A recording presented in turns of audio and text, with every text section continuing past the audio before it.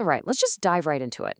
Today, in this explainer, we're taking a really hard, objective look at something that literally dominates our screens, our advertising, and honestly, our entire cultural conversation, but almost never gets critically analyzed.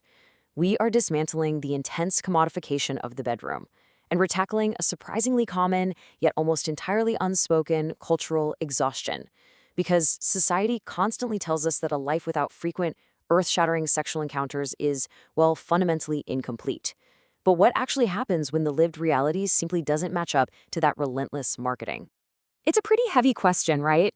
Is that all there is? We're exploring that jarring internal dissonance you might feel in the quiet aftermath of the act. You know the exact feeling we're talking about. Staring up at the ceiling, wondering why on earth you still feel kind of empty after achieving what culture insists is the absolute pinnacle of human experience. Look, it's a completely normal response to an incredibly overhyped expectation. People are constantly questioning if sex is actually the ultimate panacea for existence and happiness that society claims it is. So let's unpack this vast, honestly confusing gap between the hype we're relentlessly sold and the actual boots-on-the-ground human experience. Okay, Section 1, the hype versus reality gap, or exploring the media mirage. To really understand this gap, we first have to look at our hypersexualized landscape. Everywhere we turn, the media depicts sex as this seamless, high production value event. Culture is selling us this incredibly persistent idea that sex is a universal requirement, that literally everyone needs it, and that it acts as this magical cure-all for loneliness. But as you can see, the personal reality is incredibly different. The actual experience is often deeply routine. It's highly variable depending on everything from your daily stress levels to, what you had for dinner, and it's completely non-essential for significant groups of people, like those who identify as asexual, who thrive perfectly well without it. We are essentially comparing a highly edited digital hallucination to real, messy human life. Because let's be real, sex isn't a movie. Unlike what Hollywood or mainstream adult entertainment suggests, which is basically an endless, flawlessly lit, athletic marathon with a perfect soundtrack, the actual experience is completely fraught with friction. It involves logistical fumbling, elbows ending up in weird places, awkward noises, physical discomfort, and deep performance anxieties. It requires constant and sometimes decidedly unsexy communication and coordination just to make the whole thing work. When reality inevitably falls short of that cinematic ideal, the act often shifts from a private pleasure into a performative chore, and that leaves people feeling incredibly underwhelmed. So the big question is, why do we constantly fall for the hype if the reality is so clumsy? That brings us to Section 2, the biological bait and switch, nature's cruel trick. Well, we fall for the hype because we're fighting millions of years of hardwired programming. During the buildup, which is often jokingly called the pre-nut fog, nature completely floods our nervous systems with intense, intoxicating chemicals. It's exactly what philosophers like Arthur Schopenhauer called the will to live. This blind, restless evolutionary drive literally hijacks your judgment.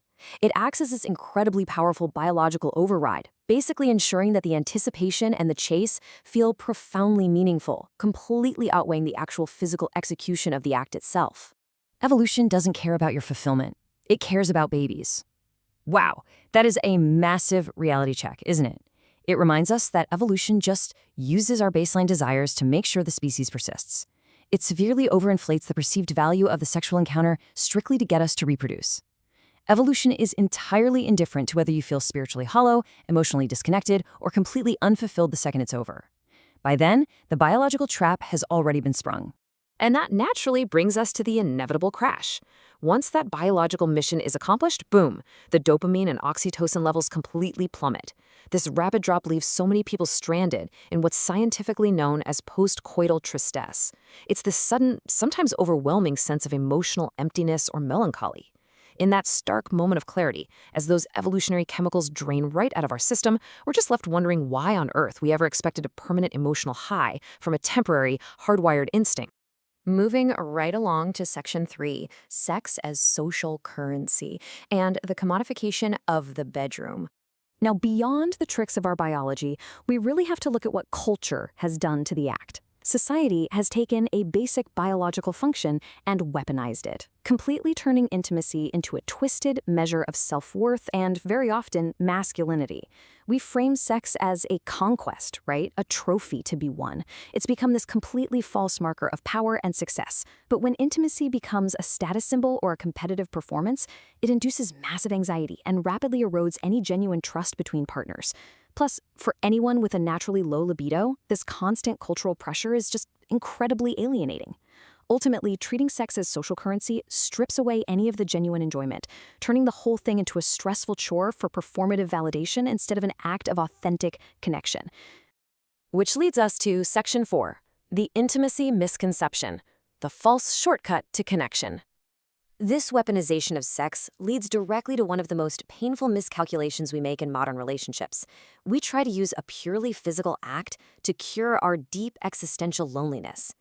We desperately conflate two fundamentally different things here.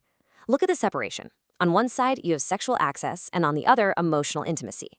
Sexual access is simply physical availability. It's casual encounters and a temporary dopamine buzz. True emotional intimacy, on the other hand, that requires deep vulnerability, shared values, and the slow, often frustratingly boring work of honest communication. Having physical access to a body does not magically bridge the emotional gap between two souls. You can literally have unlimited physical access without ever experiencing a single shred of true intimacy. And the data fully backs this up. Great sex is usually a result of a strong foundation, not the creator of one. If you attempt to use sex as an emotional band-aid for a fractured relationship or to numb your own personal voids, it almost always backfires. It's exactly like trying to build a house by starting with the roof. It simply cannot create a structural bond in a vacuum. So instead of feeling connected and secure, you actually end up feeling more isolated, structurally thin, and emotionally hollow than you did before. Finally, let's look at Section 5, redefining the pedestal, opportunity costs, and true fulfillment. As we zoom in on your individual journey, we have to deeply consider the immense opportunity costs of playing these toxic dating games. Because if you make the chase for sexual validation your entire identity, you are stepping directly onto the hedonic treadmill. Since sex is such a high dopamine activity, pursuing it as your primary source of meaning means you're going to constantly require increased variety or higher intensity just to feel the exact same baseline buzz. It's the law of diminishing returns in action. It requires endless escalation. It offers absolutely zero permanent contentment, and frankly, it acts as an enormous sink for your time and energy. So instead of running endlessly on that treadmill, consider dedicating that profound energy to the elements of what we call the deep life. Think about the real fulfillment that comes from achieving creative flow, or building deep platonic friendships, engaging in high-level intellectual connection, or spending years mastering a difficult craft. These tranquil, steady forms of satisfaction, they get way less cultural airtime than sex, but they build a lasting legacy. They give you an enduring sense of self and a solid purpose that doesn't just evaporate the moment the biological chemicals subside.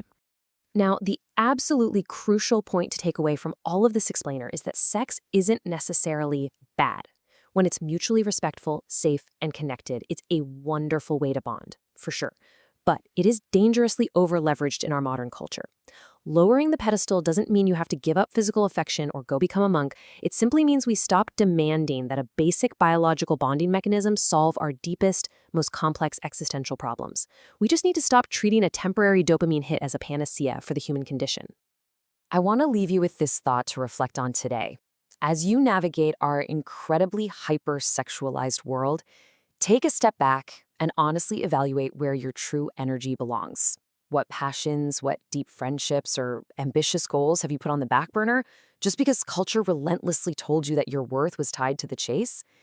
Thank you so much for exploring this fascinating topic with me in this explainer, and I highly encourage you to go invest your time and energy into building your own deep life.